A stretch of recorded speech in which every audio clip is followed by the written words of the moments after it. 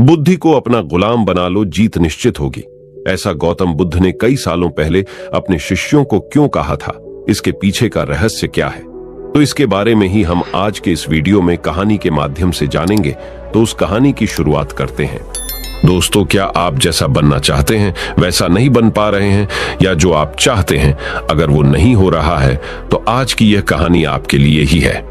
दोस्तों, इस कहानी को ध्यान से अंत तक जरूर सुनिए। दोस्तों, अगर आप इस कहानी को अंत तक ध्यान से पढ़ते हैं तो आपको इस कहानी से कुछ ऐसा सीखने को मिलने वाला है जो आपको आपकी जिंदगी में बहुत काम आने वाला है। आप गौतम बुद्ध के जीवन की इस कहानी को अंत तक ध्यान से जरूर सुनिए। दोस्तों, इस कहानी को सिर्फ समझिएगा मत, बल्कि इस कहानी को अपने भीतर उतर जाने दीजिए। तो बिना समय को गवाएं, चलिए कहानी की शुरुआत करते हैं। गौतम बुद्ध के जीवन की शिक्षाप्रद कहानी जो आपका जीवन बदल देंगी। दोस्तों, एक बार गौतम बुद्ध को एक सभा में भाषण करना था, और जब सभा का समय हुआ तब बुद्ध वहां आए और बिना कुछ बोले ही वहां से चले गए। तकरीबन 100 से भी ज्यादा लोग बुद्ध का उस सभा में इंतजार कर रहे थे, और बुद्ध के इस तरह के व्यवहार को देखकर सभी लोग बेहद चौंके, लेकिन किसी ने भी बुद्ध से कोई भी प्रश्न नहीं किया।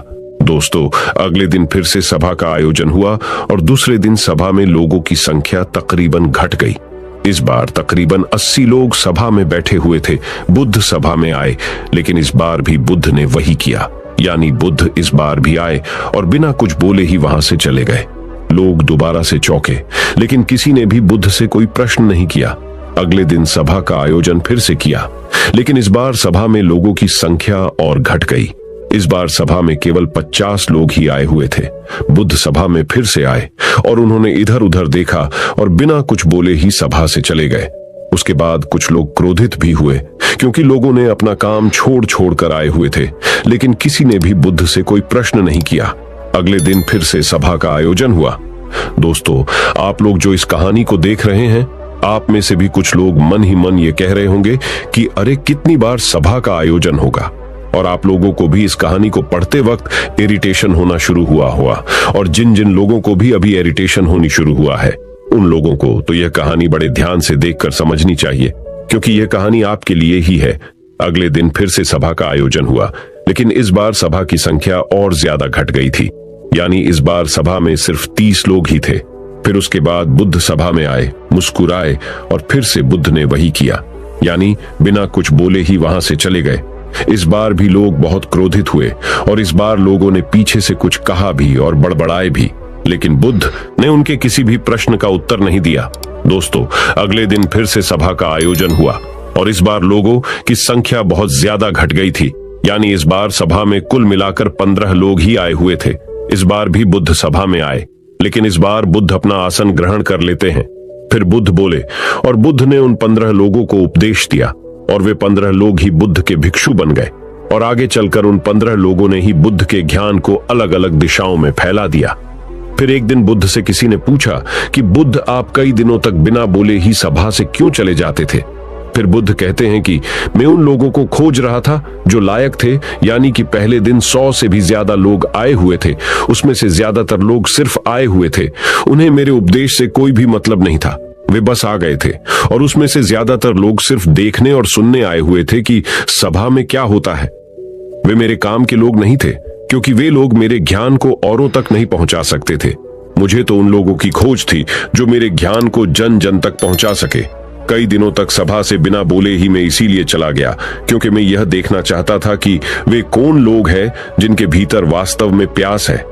जिन लोगों के भीतर में वास्तव में प्यास थी, वे लोग अंत तक जरूर रुके, और जो लोग बस ऐसे ही आ गए थे, वे लोग पहले या दूसरे दिन ही चले गए।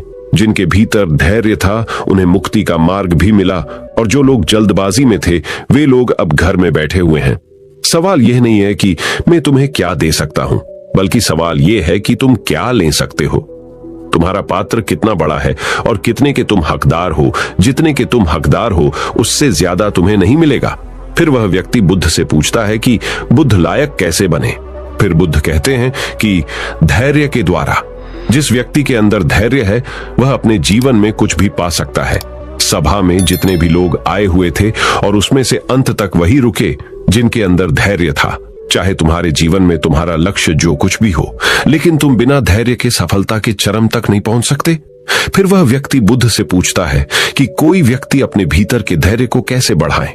इस पर गौतम बुद्ध कहते हैं कि निरंतर अभ्यास के द्वारा हम अपने भीतर के धैर्य को बढ़ा सकते हैं। जैसे कोई व्यक्ति जब ध्यान करना शुरू कर देता है तो उसका मन उसके सामने कई सारे अड़चने लाता है, लेकिन उसका धैर्य उसे एक दिन उसके लक्ष्य तक जरूर पहुंचा देता है।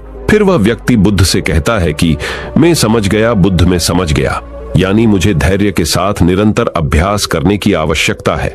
दोस्तों, अब आपको समझ आ गया कि आपके पास वो क्यों नहीं है जो आप पाना चाहते हैं, क्योंकि आप उसके लायक नहीं हैं।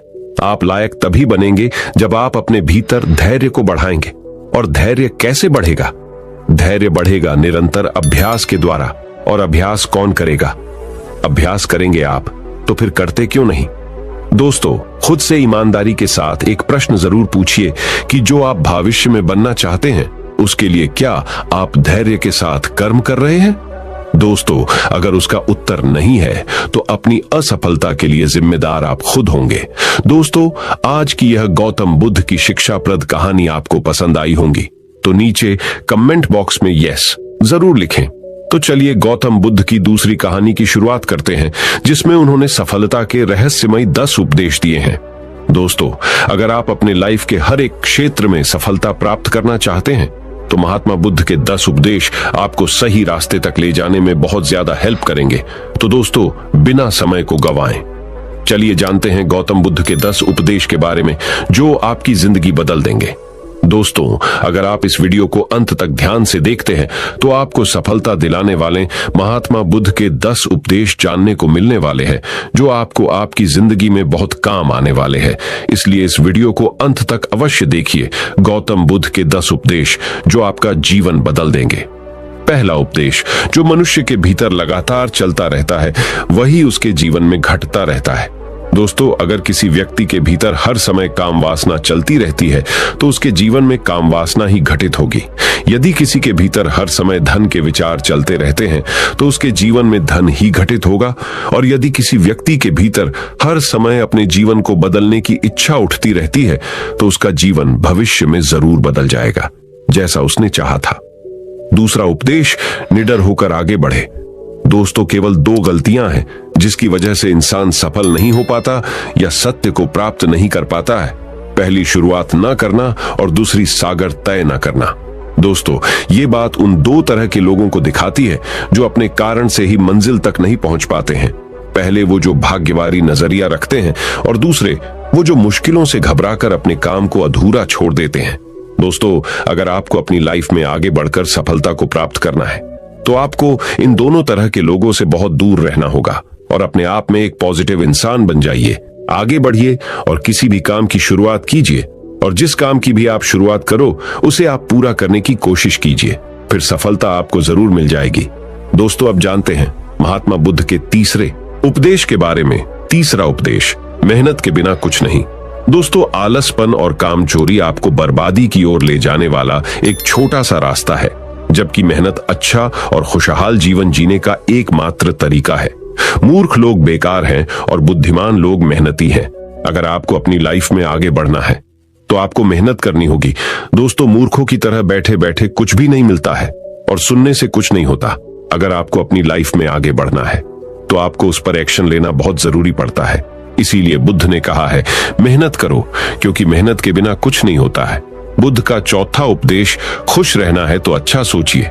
दोस्तों, बुद्ध ने कहा है कि जैसा हम सोचते हैं ठीक वैसा ही हम बन जाते हैं। जब मन शुद्ध होता है तब प्रसन्नता हमारा ऐसा पीछा करती है जैसे कि हमारी परछाई हमारा पीछा नहीं छोड़ती है।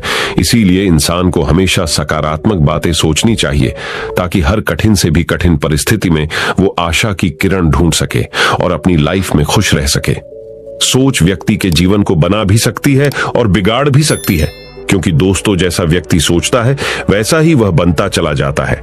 आपकी सोच का निर्माण होता है आपकी 5 इंद्रियों के द्वारा, और वो 5 इंद्रिय है आंख, कान, नाक, जीभ और त्वचा।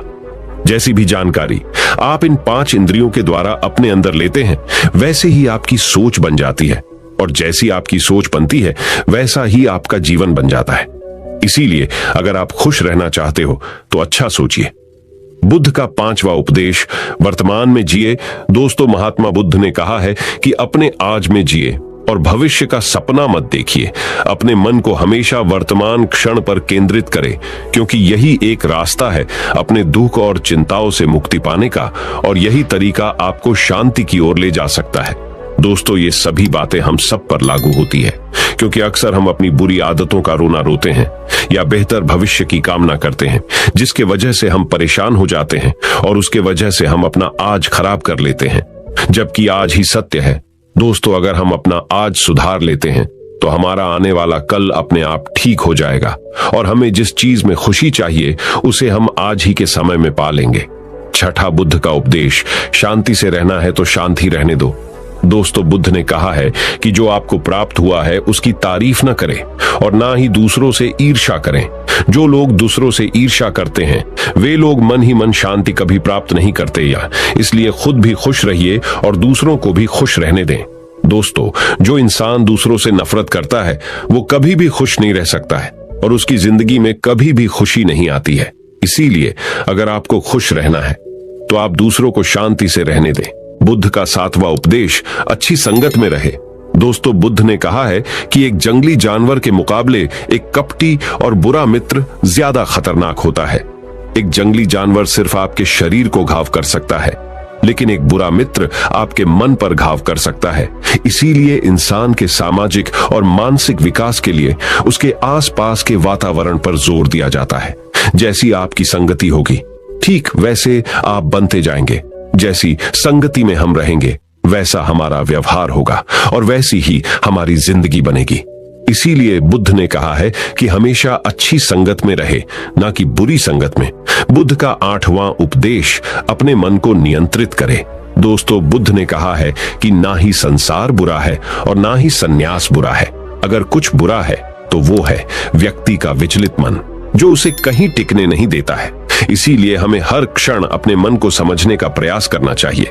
दोस्तों, जो लोग अक्सर थका हुआ महसूस करते हैं उन्हें मैं बताना चाहता हूं कि आपकी थकावट का कारण यही है कि आपके मन में अनगिनत विचार चल रहे हैं, जो कि आपके शरीर की ऊर्जा को खत्म कर रहे हैं।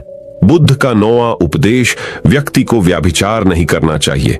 दोस्तों, बुद्ध ने कहा है कि व्यक्ति को व्यभिचार नहीं करना चाहिए, क्योंकि व्यभिचार व्यक्ति को उसकी ही नजरों में छोटा बनाता है और छोटा व्यक्ति कभी भी कुछ बड़ा हासिल नहीं कर सकता। बुद्ध का 10वां उपदेश, क्रोध अग्नि के समान है। दोस्तों, बुद्ध ने कहा है कि क्रोध अग्नि के समान है। व्यक्ति उसे बुझाना तो चाहता है, लेकिन वह उसमें सूखी लकड़ियां डालता है, जिसके कारण वह बुझने के बजाय और भी ज्यादा बढ़ता है। यदि आप अपने क्रोध को खत्म करना चाहते हो तो उसे भोजन देना बंद कर देना होगा। दोस्तों, क्रोध का भोजन है बेवजह की इच्छाएं, अहंकार और जागरूकता की कमी और नासमझी। यदि आप क्रोध को ये सभी भोजन नहीं दोगे तो आपको क्रोध कभी नहीं आएगा। दोस्तों, ये थे वो गौतम बुद्ध के द्वारा दिए उपदेश। आप सभी को कैसे लगे? नीचे कमेंट बॉक्स कमेंट करके जरूर बताएं। तो चलिए दोस्तों, अब हम गौतम बुद्ध से जानेंगे दुखों से मुक्ति कैसे पाएं। उसके ऊपर एक प्रेरणादायक कहानी हम आपको अभी सुनाएंगे। तो चलिए उस कहानी की शुरुआत करते हैं। दुखों से मुक्ति की प्रेरणादायक कहानी। दोस्तों, एक बार पहाड़ों के बीच बसे एक छोटे से गांव में प्रिया नाम की एक महिला रहती थी। प्रिया ने अपने जीवन में बहुत दुखों का अनुभव किया था।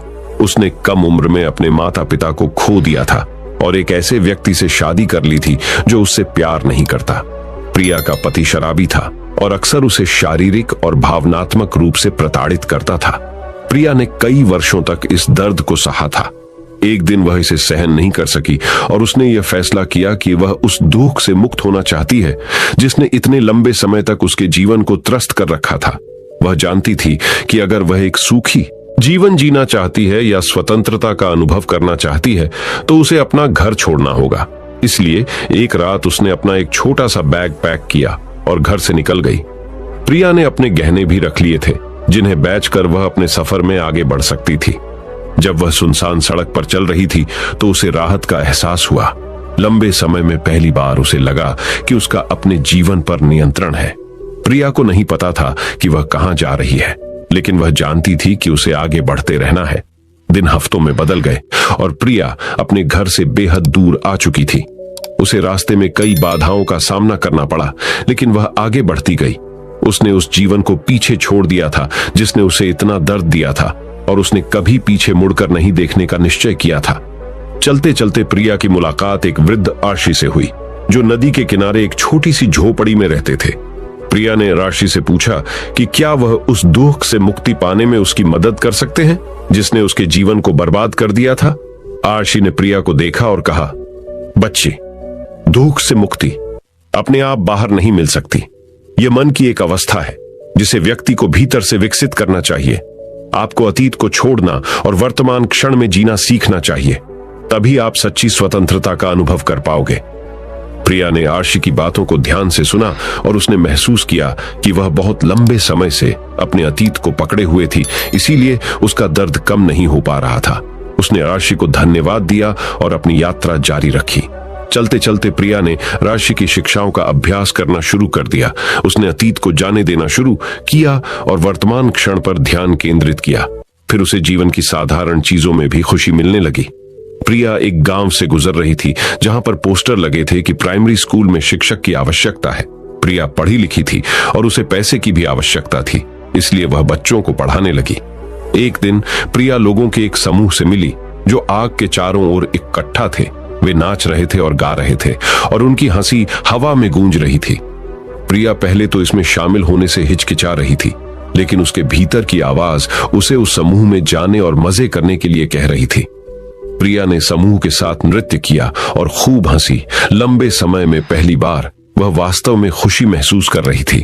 उसने महसूस किया कि खुशी कोई ऐसी चीज नहीं है जो खुद के बाहर पाई जा सकती है, बल्कि मन की एक अवस्था है जिसे व्यक्ति को भीतर से विकसित करना होता है। प्रिया को अब दुख से मुक्ति मिल गई थी। अब वह बच्चों को पढ़ाती और अपने अनुभव का उपयोग दूसरों को खुशी का रास्ता खोजने में मदद करने के लिए करती। तो दोस्तों, इस कहानी से हमें यह सीखने को मिलता है कि खुशी कोई ऐसी चीज नहीं है जो खुद के बाहर पाई जा सकती है, बल्कि मन की एक अवस्था है जिसे व्यक्ति को भीतर से विकसित करना होता है। दोस्तों, अगर आपको यह कहानी पसंद आई होगी और आपके लिए उपयोगी साबित हुई होगी तो इस कहानी को अपने दोस्तों के साथ अवश्य शेयर कीजिए। साथ ही हमारे साथ ऐसे ही जुड़े रहें।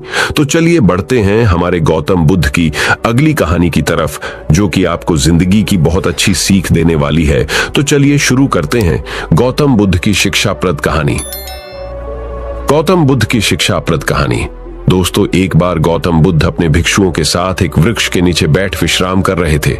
उस वृक्ष की छांव में बुद्ध अपने भिक्षुओं की जिज्ञासा दूर कर रहे थे। बुद्ध के सभी भिक्षु एक एक करके उनसे प्रश्न पूछ रहे थे और गौतम बुद्ध उनके प्रश्नों के उत्तर दे रहे थे। बुद्ध के उन भिक्षुओं में कुछ भिक्षु ऐसे भी थे जो कुछ समय पहले ही संघ से जुड़े हुए थे, जिसके कारण अभी उनके भीतर वह समझ पैदा नहीं हुई थी जो गौतम बुद्ध के प्रवचनों को समझ सके। गर्मियों का समय था, सूरज अपने चरम पर था और चारों तरफ धूप ही धूप थी, लेकिन उस वृक्ष के कारण बुद्ध और उनके सभी भिक्षु आराम से छांव में बैठे हुए थे। इतने में ही गौतम बुद्ध के एक भिक्षु की नजर एक बूढ़े व्यक्ति पर पड़ती है जो उस वृक्ष के पास से ही गुजर रहा था। वह भिक्षु उस बूढ़े व्यक्ति को देखकर अचानक से ही हंसने लगता है। उस बूढ़े व्यक्ति की उम्र बहुत ज्यादा हो गई थी, जिसके कारण उसकी कमर मुड़ गई थी। उस बूढ़े व्यक्ति के हाथ में एक डंडा था, जिसका सहारा लेकर वो बूढ़ा व्यक्ति अपनी मंजिल तक पहुंचने का प्रयास कर रहा था। उस बूढ़े व्यक्ति का शरीर केवल हड्डियों का ढांचा मात्र अपने भिक्षु को हंसते हुए देख बुद्ध उससे कहते हैं कि मेरे प्रिय भिक्षुओं, कृपा कर हंसो मत, क्योंकि जिस व्यक्ति को देखकर तुम अभी हंस रहे हो वो कोई साधारण व्यक्ति नहीं है, बल्कि वह व्यक्ति इसी क्षण तुम्हारे जीवन को रूपांतरित करने की क्षमता रखता है जो आज तक मैं तुम्हें सिखा नहीं पाया। वह यह बूढ़ा व्यक्ति तुम्हें सिखा रहा है। इसके द्वारा दी गई सीख को बेकार ना करो। बुद्ध की यह बात सुनकर वह भिक्षु बुद्ध से कहता है कि मुझे क्षमा करे बुद्ध, पर मुझे यह समझ नहीं आ रहा है कि जो एक बूढ़ा व्यक्ति जो खुद अपने शरीर और अपनी बीमारियों से लाचार है, वो मुझे क्या सिखा सकता है। फिर बुद्ध उस भिक्षु से कहते हैं कि ये बूढ़ा व्यक्ति तुम्हें तुम्हारा भविष्य दिखा रहा है। जिस बुढ़ापे को और लाचारी को देखकर तुम अभी हंस रहे हो, वो बुढ़ापा और लाचारी तुम्हारे जीवन में भी आने वाली है। वह बूढ़ा व्यक्ति तुमसे कह रहा है कि अभी समय है, इस स्वस्थ शरीर का अच्छे कर्म करने के लिए उपयोग करो। अगर तुम्हारा ये स्वस्थ शरीर तुम्हारे हाथ से निकल गया तो फिर से वापस नहीं आएगा। और अभी तुम्हारा ये शरीर सही से काम कर रहा है, जैसे कि तुम्हारे हाथ, पैर, आंख, कान और ये सभी चीजें सही से काम कर रही हैं। क्या यह छोटी बात है और क्या तुम इसे मामूली सी बात समझ रहे हो? यह घटना कोई साधारण घटना नहीं थी जो अभी तुम्हारे साथ घटी, और यह घटना तुम्हारे जीवन को बदलने की क्षमता रखती है। ठीक इसी तरह की घटना ने मेरा जीवन बदला था, और इस तरह की घटना के कारण ही मैं आज बुद्ध हूं। फिर वह भिक्षु बुद्ध से कहता है कि क्षमा करें बुद्ध, परंतु मेरे मन में यह विचार ही नहीं आया कि मैं उस बूढ़े व्यक्ति से कुछ सीख सकता हूं। उसे देखकर केवल मुझे हंसी आ गई। ऐसा इसीलिए हुआ क्योंकि तुम्हें अपने भीतर कहीं ना कहीं लगता है कि जिस स्थिति में आज वो बूढ़ा व्यक्ति है, उस स्थिति में तुम कभी नहीं आओगे, जिस बुढ़ापे का और लाचारी का सामना आज वो बूढ़ा व्यक्ति कर रहा है। तुम्हें लगता है कि उसका सामना तुम कभी नहीं करोगे, इसीलिए तुम उस बूढ़े व्यक्ति को देखकर हंस पाए। तुमने सच्चाई को नजरअंदाज कर दिया। अगर तुम सच्चाई को देख लेते तो चाहकर भी अपने आंखों के आंसुओं को नहीं रोक पाते, परंतु तुमने सत्य को अनदेखा कर दिया और तुम बहुत बड़ी संभावना से चूक गए। बुद्ध की ये बात सुन वो भिक्षु बुद्ध से क्षमा मांगता है और ये निश्चय करता है कि वह अपने स्वास्थ्य का उपयोग अपने अहंकार को बढ़ाने में नहीं, बल्कि परम सत्य को पाने में करेगा। दोस्तों, जो लोग इस कहानी को पढ़ रहे हैं, हो सकता है कि आप बड़ी बड़ी समस्याओं में हो, या हो सकता है कि आप परेशानियों में हो, लेकिन फिर भी एक बात को हमेशा ध्यान में रखना है कि जब तक आपका स्वास्थ्य ठीक है, तब तक आप किसी भी बड़ी से बड़ी समस्या से बाहर आ सकते हैं। दोस्तों, इसीलिए बुद्ध ने कहा है कि हमारा स्वास्थ्य हमारा सबसे बड़ा उपहार है जो हमें इस सृष्टि से मिला हुआ है, इसीलिए इसका उपयोग सही से करें। दोस्तों, आपको यह गौतम बुद्ध की शिक्षाप्रद कहानी कैसी लगी? कृपया हमें नीचे कमेंट बॉक्स में कमेंट करके जरूर बताएं, और आपको यह कहानी पसंद आई होगी तो अपने दोस्तों के साथ इसे अवश्य शेयर कीजिए। तो दोस्तों, अब हम जानेंगे गौतम बुद्ध के अनुसार सच्चाई में सफलता की कुंजी क्या है। तो बिना देर किए गौतम बुद्ध की रहस्यमयी कहानी की शुरुआत करते हैं। हर व्यक्ति अपने जीवन में कुछ पाना चाहता है, कुछ बनना चाहता है, लेकिन कुछ % लोग ही अपने उस सपने को पूरा कर पाते हैं जो वे हर वक्त देखते रहते हैं। इसके पीछे क्या कारण है? क्या आप जानना चाहते हैं? अगर हां, तो यह कहानी आपके लिए ही है। दोस्तों, यह कहानी गौतम बुद्ध की जीवन से ली गई है, और इस कहानी को अगर आप अंत तक देखते हैं तो आपको समझ में आ जाएगा कि सफलता की कुंजी क्या है और सफलता के लिए क्या आवश्यक है। तो चलिए कहानी की शुरुआत करते हैं। दोस्तों, एक बार गौतम बुद्ध अपने कुछ भिक्षुओं के साथ एक गांव से गुजर रहे थे, और उस गांव में पानी की व्यवस्था बिल्कुल भी नहीं थी, जिसके कारण लोगों को अपने गांव से बेहद दूर पानी लाने के लिए जाना पड़ता था। उस गांव के निकट ही बहुत बड़ा मैदान था जिसमें बहुत सारे छोटे छोटे घड़े खुदे हुए थे। बुद्ध के सभी भिक्षुओं में से एक भिक्षु जिज्ञासावश गौतम बुद्ध से पूछता है कि इस मैदान पर जो घड़े खुदे हुए हैं उनका क्या उपयोग है। अपने भिक्षु का प्रश्न सुनकर बुद्ध मुस्कुराते हैं और कहते हैं कि मेरे प्रिय भिक्षु, इस गांव में पानी की बड़ी समस्या है, और इसीलिए इस गांव के लोगों ने पानी की खोज में ये छोटे छोटे गड्ढे खोदे हुए हैं। सुनते ही वह बौद्ध भिक्षु दौड़कर वहां पर चला जाता है और उन गड्ढों में पानी खोजने लगता है, परंतु उस बौद्ध भिक्षु को उन गड्ढों में एक पानी की बूंद भी नहीं मिलती। उसके बाद वो गौतम बुद्ध के पास वापस आकर पूछता है कि बुद्ध, इन गड्ढों में तो पानी है ही नहीं। उसके बाद गौतम बुद्ध मुस्कुराते हैं और अपने भिक्षु से कहते हैं कि प्रिय भिक्षु, क्या तुम्हें वहां दूर लोगों की जाती भीड़ दिख रही है? इस पर बौद्ध भिक्षु कहता है कि हाँ बुद्ध, मैं देख सकता हूं। इसके बाद बुद्ध कहते हैं कि वे सभी लोग इस गांव से बहुत दूर एक नदी है, वहां पर से पानी लेने के लिए जा रहे हैं। उसके बाद बुद्ध का भिक्षु बुद्ध से पूछता है कि बुद्ध, क्या इस गांव के आसपास के जमीन में पानी बिल्कुल भी नहीं है? इस पर बुद्ध कहते हैं कि पानी तो है, लेकिन इस गांव में ऐसा कोई नहीं है कि उस पानी तक पहुंच सके। इसके बाद बौद्ध भिक्षु कहता है कि मैं कुछ समझा नहीं बुद्ध। इसके बाद गौतम बुद्ध कहते हैं कि क्या तुम इस मैदान पर खुदे हुए गड्ढे देख रहे हो? इस मैदान पर खुदे हुए ये सभी घड़े पानी की खोज में खुदे हुए हैं, लेकिन एक भी गड्ढे से पानी प्राप्त नहीं हुआ है। जानते हो क्यों? क्योंकि परिश्रम तो किया गया, लेकिन सही दिशा में नहीं किया गया है। अगर ये सब गांव वाले अलग अलग 100 गड्ढे खोदने के बजाय सिर्फ एक ही गड्ढे को 100 गड्ढों की बराबर खोदते, तो ये सब गांव वाले पानी तक अवश्य पहुंच जाते। दोस्तों, मनुष्य का मन भी इस प्रकार ही है। वह एक ही समय में 100 दिशाओं में भागता है, अगर मनुष्य अपने मन को एक ही दिशा में लगाए तो वह अपने लक्ष्य तक जरूर पहुंचेगा, परंतु बहुत ही कम लोग इस बात को समझ पाते हैं। कुल मिलाकर सफलता की कुंजी क्या है? दोस्तों, आपकी असफलता का कारण आपका मन ही है और आपके मन का 100 अलग अलग दिशाओं में भागना और आपको इसे किसी एक दिशा में केंद्रित ना कर पाना है। जब तक आपका मन पूरी एकाग्रता के साथ किसी एक दिशा में नहीं चलेगा, तब तक आप अपनी मंजिल तक नहीं पहुंच सकते हैं और तब तक आप सफल नहीं हो सकते, चाहे आप कितना भी प्रयास क्यों न कर लें। इसीलिए कोई व्यक्ति अगर अपने लक्ष्य को हासिल करना चाहता है तो उसे अपने मन को एक ही दिशा में लगाना चाहिए, क्योंकि कठिन परिश्रम करना बेकार है यदि उसे सही दिशा में नहीं किया जाए। तो दोस्तों, आज आपने सफलता की कुंजी क्या है? कहानी के जरिए यह सीखा कि कठिन परिश्रम करना बेकार है यदि उसे सही दिशा में नहीं किया जाए। तो दोस्तों, चलिए बढ़ते हैं हमारे आखिरी कहानी की तरफ, जो कहानी है भाग्य के ऊपर, कि भाग्य का लिखा कभी नहीं मिटता। इस विषय पर हम गौतम बुद्ध की एक रहस्यमयी कहानी आपको सुनाएंगे। किसी गांव में एक बहुत ही ज्ञानी पंडित रहता था। एक दिन वह अपने बचपन के दोस्त से मिलने के लिए दूसरे गांव में जा रहा था। उसका वह दोस्त बचपन से ही गूंगा और एक पैर से अपाहिज था। उस पंडित के गांव से उसके दोस्त का घर काफी दूर था। वहां जाने के लिए बीच बीच में कई सारे छोटे छोटे गांव पड़ते थे। पंडित रास्ते में अपनी धुन में चला जा रहा था। चलते चलते उसकी मुलाकात एक व्यक्ति से होती है। वह भी पंडित के साथ चलने लगता है। उस आदमी को देखकर पंडित बहुत खुश हो जाता है।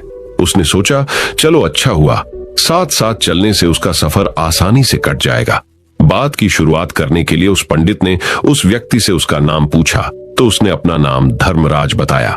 पंडित को यह नाम कुछ अजीब सा लगा, लेकिन उसने नाम के विषय में कुछ और पूछना उचित नहीं समझा। दोनों धीरे धीरे साथ में चल रहे थे। तभी रास्ते में एक गांव आता है। गांव का प्रवेश द्वार आते ही धर्मराज ने पंडित से कहा, तुम आगे चलो, मुझे इस गांव में एक काम है, मैं तुमसे आगे मिलता हूं। पंडित ने कहा, ठीक है। वह आगे के रास्ते पे चला जाता है। कुछ देर बाद उस गांव में खबर फैली कि एक व्यक्ति को सांड ने अपनी सींग में फंसाकर मार दिया है। जैसे ही सांड ने उस व्यक्ति को मारा, ठीक कुछ ही देर में धर्मराज पंडित के पास आ गया। फिर दोनों चलना शुरू कर देते हैं और चलते चलते एक दूसरे गांव के द्वार पर पहुंच जाते हैं। उस गांव के बाहर एक बड़ा और विशाल मंदिर बना हुआ था। वहां पर आराम करने की सुविधा काफी बढ़िया लग रही थी। पंडित के दोस्त का घर अभी वहां से बहुत दूर था और रात भी होने वाली थी। तो पंडित ने धर्मराज से कहा, रात होने वाली है, पूरे दिन चलते चलते थक भी चुके हैं और भूख भी लग रही है, तो यहाँ पर भोजन करके यहीं पर हम विश्राम कर लेते हैं, फिर सुबह के समय आराम से आगे की यात्रा जारी करेंगे। धर्मराज ने कहा, ठीक है, मुझे इस गांव में किसी को कुछ जरूरी सामान देने जाना है, तुम भोजन करके आराम करो, मैं बाद में आकर भोजन कर लूंगा। इतना कहकर वह वहां से चला जाता है। लेकिन उसके जाते ही कुछ ही देर बाद धुआं उठता हुआ दिखाई देता है और देखते ही देखते पूरे गांव में आग लग जाती है। पंडित ने हैरानी से सोचा कि यह धर्मराज जहां भी जाता है वहां कोई ना कोई अनहोनी जरूर हो जाती है, कुछ तो गड़बड़ है इस व्यक्ति में। लेकिन पंडित ने रात्रि में धर्मराज से कुछ भी पूछना उचित नहीं समझा। सुबह होते ही दोनों फिर से अपनी यात्रा शुरू कर देते हैं। कुछ देर चलने के बाद रास्ते में फिर से एक गांव आता है। धर्मराज ने फिर पंडित से कहा, आप आगे चलिए, मुझे इस गांव में अपने मित्र से मिलने जाना है, मैं अपने दोस्त से मिलने के बाद आगे रास्ते में मिलूंगा। यह कहकर धर्मराज वहां से चला गया। लेकिन पंडित इस बार आगे नहीं गया, वहीं खड़ा होकर धर्मराज को देखता रहा कि वह कहां जा रहा है और क्या करता है। तभी थोड़ी देर बाद लोगों की आवाज सुनाई देने लगी कि एक व्यक्ति को सांप ने काट लिया है और उसकी मृत्यु हो गई है। ठीक उसी समय धर्मराज फिर पंडित के पास पहुंच गया, लेकिन इस बार पंडित से रहा नहीं गया और उसने धर्मराज से पूछ ही लिया कि तुम जिस भी गांव में जाते हो वहां कोई ना कोई अनहोनी जरूर हो जाती है, क्या तुम मुझे बता सकते हो ये ऐसा क्यों हो रहा है? धर्मराज ने कहा, पंडित जी, आप तो मुझे बहुत ज्ञानी मालूम पड़े थे, इसीलिए मैं आपके साथ चलने लगा था, क्योंकि ज्ञानियों का साथ बहुत अच्छा होता है, परंतु आप अभी तक समझ नहीं पाए कि मैं कौन हूं। पंडित ने कहा, मैं समझ गया हूं, लेकिन मुझे कुछ शंका है, अगर आप ही अपना उपयुक्त परिचय दे दें तो मेरे लिए आसानी होगी।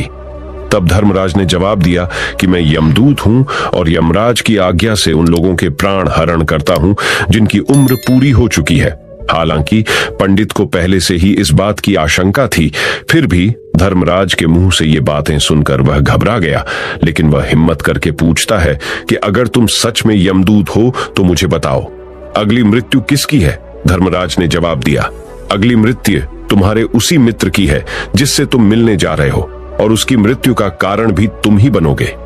ये बात सुनकर पंडित सहम गया और सोच में पड़ गया कि अगर सच में यह धर्मराज यमदूत हुआ तो उसकी बात भी सच होगी और उसके कारण मेरे बचपन के सबसे अच्छे मित्र की मृत्यु हो जाएगी। तो सबसे अच्छा तो यही होगा कि मैं अपने मित्र से मिलने ही ना जाऊं, कम से कम मैं उसकी मृत्यु का कारण तो नहीं बनूंगा। धर्मराज ने मुस्कुराते हुए कहा, तुम जो सोच रहे हो वो सब मुझे पता है, मगर तुम्हारे अपने मित्र से मिलने ना जाने से नियति नहीं बदल जाएगी। तुम्हारे मित्र की मृत्यु तो निश्चित है और वह अगले कुछ ही पलों में घटित होने वाली है। महाकाल के मुंह से ऐसी बातें सुनकर पंडित को झटका लगा, क्योंकि महाकाल ने पंडित के मन की बातें पढ़ ली थी, जो कि एक सामान्य व्यक्ति के लिए संभव नहीं है। अब पंडित को विश्वास हो गया कि यह धर्मराज सचमुच में यमदूत ही है। जब पंडित को यह पूर्ण विश्वास हो गया कि धर्मराज जी यमदूत है, तो वह घबरा गया। वह अपने मित्र की मृत्यु का कारण नहीं बनना चाहता था, इसलिए वह पलटकर अपने गांव की तरफ वापस जाने लगा।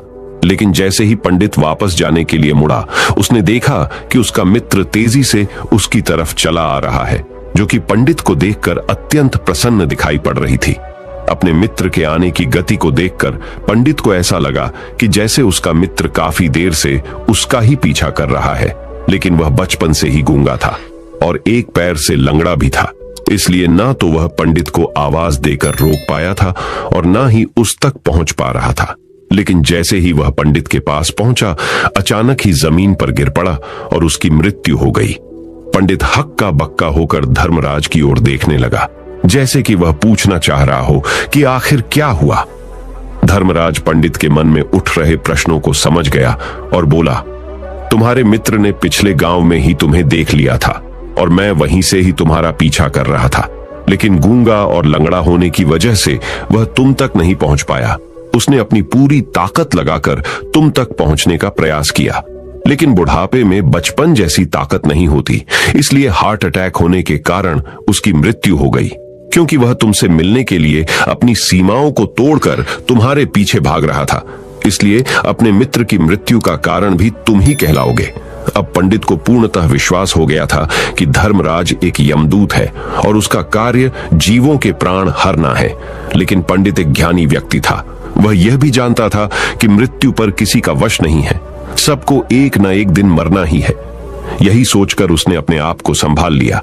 लेकिन अचानक ही पंडित के मन में अपनी मृत्यु के बारे में जानने की इच्छा हुई, इसलिए उसने धर्मराज से पूछा कि जब मृत्यु मेरे दोस्त की होनी थी तो तुम शुरू से ही मेरे साथ क्यों चल रहे थे? यह प्रश्न सुनकर धर्मराज जोर से हंसा और बोला, मैं तो हर पल हर क्षण सभी के साथ चलता हूं, किंतु लोग पहचान नहीं पाते, क्योंकि लोगों के पास अपनी समस्याओं के अलावा किसी और व्यक्ति, वस्तु या घटना के बारे में सोचने, समझने या उसे देखने का समय ही नहीं होता। पंडित ने कहा, तो क्या तुम ये बता सकते हो कि मेरी मृत्यु कब, कहां और कैसे होगी? महाकाल ने कहा, हालांकि किसी भी सामान्य जीव के लिए अपनी मृत्यु के बारे में जानना ठीक नहीं है, क्योंकि कोई भी जीव हो वो अपनी मृत्यु के बारे में जानकर बहुत दुखी हो जाता है। हालांकि तुम ज्ञानी व्यक्ति मालूम पड़ते हो और तुमने जिस तरीके से अपने मित्र की मृत्यु को सहन कर लिया है, उसे देखकर लगता है कि तुम अपनी मृत्यु के बारे में जानकर भी दुखी नहीं होगे। तो तुम्हारी मृत्यु आज से ठीक 6 महीने बाद आज ही के दिन किसी दूसरे राज्य में फांसी लगने से होगी, और सबसे हैरानी की बात तो ये होगी कि तुम स्वयं ही खुशी से उस फांसी को स्वीकार कर लोगे।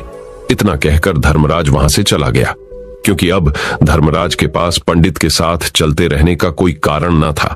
इसके बाद पंडित ने अपने मित्र के शरीर का अंतिम संस्कार किया और यथाशक्ति उसके क्रियाकर्म करके अपने गांव वापस आ गया। लेकिन कोई व्यक्ति कितना भी ज्ञानी क्यों ना हो, अपनी मृत्यु के बारे में जानकर दुखी तो होता ही है और मृत्यु से बचने का कोई ना कोई उपाय भी खोजता है। तो पंडित ने भी वही किया। क्योंकि पंडित विद्वान था, इसलिए उसकी पहचान उस राज्य के राजा तक थी। पंडित ने सोचा कि राजा के पास तो कई सारे ज्ञानी मंत्री हैं, वो मेरी मृत्यु से संबंधित समस्या का कोई ना कोई समाधान निकाल ही लेंगे। पंडित यही सब सोचता हुआ राज दरबार में पहुंच जाता है और राजा से सारी घटना के बारे में बताता है। राजा ने अपने मंत्रियों को सारी समस्या बताई और उनसे सलाह मांगी। अंत में सभी ने विचार विमर्श करके कहा, अगर पंडित की बात सही है तो उसकी मृत्यु भी 6 महीने बाद ही होगी।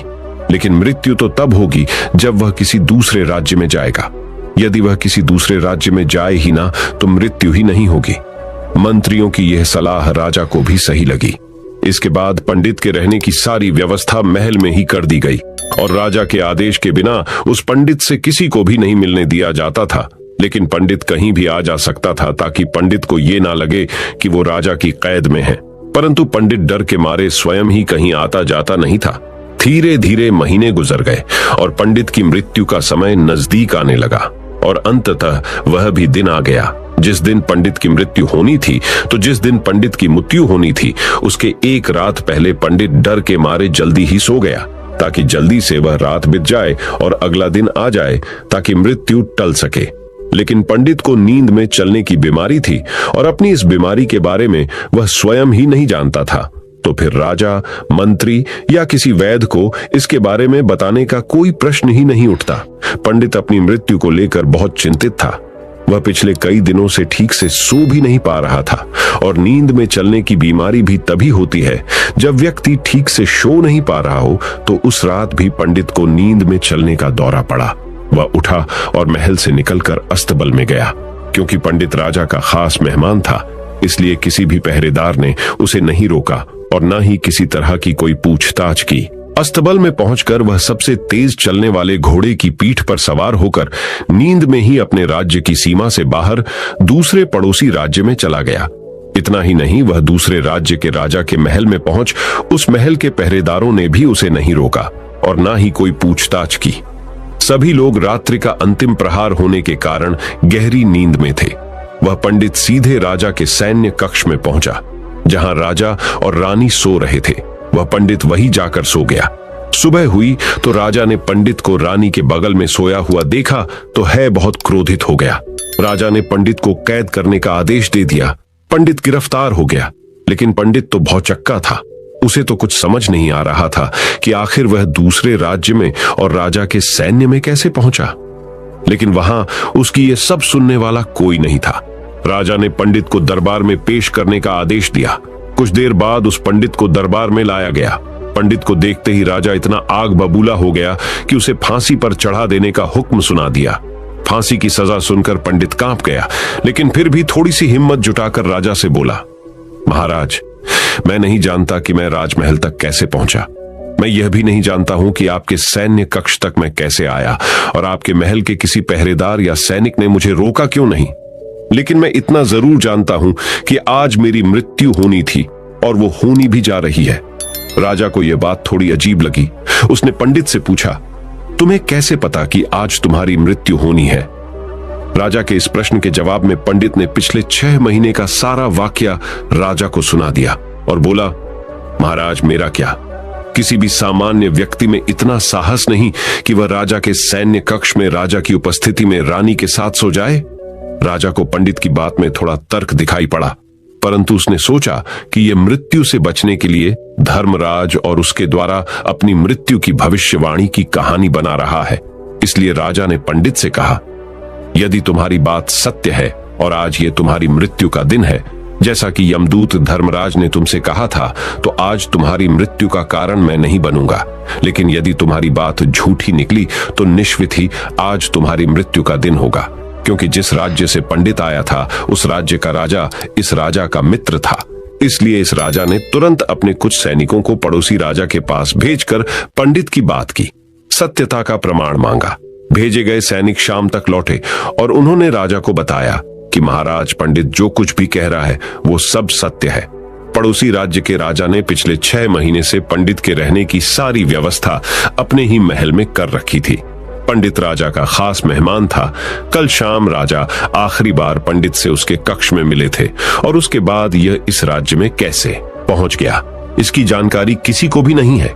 इसलिए उस राज्य के राजा के अनुसार पंडित को फांसी की सजा देना ठीक नहीं है। लेकिन राजा के सामने एक नई समस्या थी, क्योंकि उसने बिना पूरी बात जाने ही पंडित को फांसी की सजा सुना दी थी। इसलिए अगर पंडित को फांसी नहीं दी जाती तो राजा के वचन का अपमान हो जाएगा। लेकिन अगर राजा की बात का मान रखा जाए तो बेवजह ही एक निर्दोष व्यक्ति की मौत हो जाएगी। राजा ने अपने सभी मंत्रियों से इस बारे में सुझाव मांगा तो मंत्रियों ने राजा को सुझाव दिया कि महाराज, पंडित को एक कच्चे सूत के धागे से फांसी लगवा दी जाए। इससे आपके कथन का भी मान रह जाएगा और कच्चे सूत के धागे से पंडित को फांसी भी नहीं लगेगी और उसके प्राण भी बच जाएंगे। राजा को मंत्रियों का यह सुझाव पसंद आया और उसने ऐसा ही करने का आदेश दे दिया।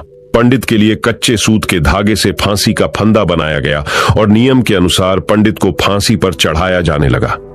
सभी लोग बहुत खुश थे कि ना तो पंडित मरेगा और ना ही राजा का वचन खाली जाएगा। पंडित को भी पूर्ण विश्वास था, ये सूत के धागे से तो उसकी मृत्यु हो ही नहीं सकती, इसलिए उसी पर चढ़ने के लिए तैयार हो गया। जैसा कि धर्मराज ने भविष्यवाणी की थी कि तुम खुद ही अपनी फांसी को स्वीकार करोगे। लेकिन जैसे ही पंडित को फांसी दी गई, सूत का धागा तो टूट गया, लेकिन टूटने से पहले उसने अपना काम कर दिया था। पंडित के गले की एक नस सूत के धागे के झटके से कट चुकी थी और पंडित जमीन पर पड़ा तड़प रहा था। उसी पल उसके गले से खून की फुहार निकल रही थी और देखते ही देखते पंडित का शरीर पूरी तरह से शांत हो गया। सभी लोग आश्चर्यचकित थे और पंडित को मरता हुआ देख रहे थे। किसी को विश्वास नहीं हो रहा था कि कच्चे सूत के धागे से भी किसी इंसान की मृत्यु हो सकती है। लेकिन घटना तो घट चुकी थी। नियति ने अपना काम कर दिया था और धर्मराज की भविष्यवाणी सच हो चुकी थी। श्रीमद् भागवत गीता में भगवान श्री कृष्ण ने कहा है, जो होना होता है वो होकर ही रहता है। हम चाहे कितनी ही सावधानी बरतें, कितना ही उपाय कर लें, लेकिन घटना और घटना की पूरी प्रणाली पहले से ही तय होती है, जिसे हम थोड़ा सा भी इधर उधर नहीं कर सकते हैं। दोस्तों, शायद इसीलिए ईश्वर ने हमें भविष्य जानने की क्षमता नहीं दी है, ताकि हम अपने जीवन को ज्यादा बेहतर तरीके से जी सकें। और यही बात उस पंडित पर भी लागू होती है। अगर पंडित ने महाकाल से अपनी मृत्यु के बारे में ना पूछा होता तो 6 महीने तक राजा के महल में कैद रहकर डर डर कर जीने की बजाय ज्यादा बेहतर जीवन जीता। तो दोस्तों, उम्मीद करता हूं आपको इस कहानी से एक अच्छी सीख मिली होगी। ये कहानी आपको कैसी लगी हमें कमेंट बॉक्स में कमेंट करके जरूर बताएं और इस वीडियो को अपने दोस्तों के साथ जरूर शेयर करें ताकि उन्हें भी इस कहानी से कुछ सीखने को मिल सके। धन्यवाद। नमो बुद्धाय।